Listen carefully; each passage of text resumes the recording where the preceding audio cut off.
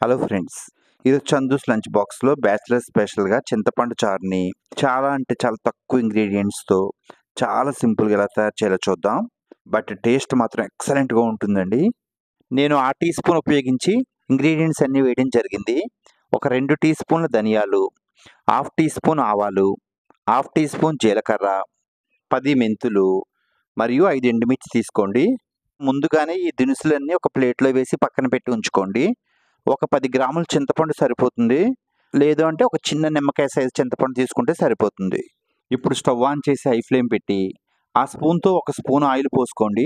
Oil heat ఎక్కిన తర్వాత ఇంక స్టవ్‌ని సిమ్‌లో పెట్టేసి ఆవాలు, జీలకర్ర, ధనియాలు, మెంతులు మరియు ఎండుమిర్చి వేసుకొని ఆవాలు చిటపటలాడిన తర్వాత ఇప్పుడు కొంచెం కరివేపాకు కూడా వేసుకొని కొద్దిగా ఇంగువ కూడా ఉంటే వేసుకోండి. ఇప్పుడు చింతపండు వేసి ఒక్కసారి అలా కలిపి ఇంక 1 లీటర్ వాటర్ పోసేయండి. ఒక పావు టీ స్పూన్ పసుపు వేసి ఇంకా స్టవ్‌ని హై ఫ్లేమ్‌లోకి మార్చుకోండి. చింతపండు చారులో సాల్ట్‌కి బదులు కల్లుప్పు వేస్తే టేస్ట్ చాలా బావుంటుంది ఫ్రెండ్స్. అలాగే చింతపండు పులుపుని బ్యాలెన్స్ చేయడం కోసం ఒక టీ స్పూన్ పంచదారను కూడా వేసుకోండి. సుమారుగా 5 నిమిషాలకలా బాయిల్ అవ్వడం స్టార్ట్ అవుతుంది. ఇంక స్టవ్‌ని సిమ్‌లో పెట్టేసి ఇంక చారు కంప్లీట్ అయ్యేంత వరకు సిమ్‌లోనే మరిగించండి. ఇప్పుడు కొంచెం కొత్తిమీర కూడా వేసుకోండి.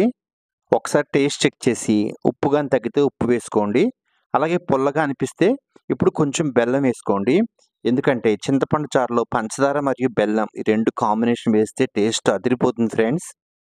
ఈ చింతపండు చారు ఎంత మరిగితే అంత టేస్ట్ ఉంటుంది. సుమారుగా 25 నిమిషాలు సిమ్‌లో మరిగిన తర్వాత ఒకసారి టేస్ట్ చెక్ చేసుకొని ఇంక స్టవ్ ఆపేయండి. ఉల్లిపాయలు, వెల్లుల్లిపాయలు, టమాటా, కారం, పచ్చిమిర్చి మరియు మిరియాలు ఇవేమీ లేకుండా చాలా సింపుల్‌గా తయారు చేసిన ఈ చింతపండు చారు టేస్ట్ అయితే మామూలుగా లేదు ఫ్రెండ్స్. అలాగే బ్యాచిలర్స్ బయట ఎక్కడో ఫుడ్ తిని స్టమక్ అప్సెట్ చేసుకునే బదులు ఇంట్లోనే ఇలా చింతపండు చారు చేసుకొని చక్కగా చింతపండు చారుతో భోంచేసేసి లాస్ట్‌లో కొంచెం పెరుగన్నం తినేస్తే అప్పుడు కడుపుకి కూడా చల్లగా ఉంటుంది. ఈ వీడియో గాని మీకు నచ్చితే లైక్ చేయండి, షేర్ చేయండి. చందూస్ లంచ్ బాక్స్‌కి సబ్స్క్రైబ్ చేయండి. ఈ వీడియో చూసినందుకు ధన్యవాదాలు.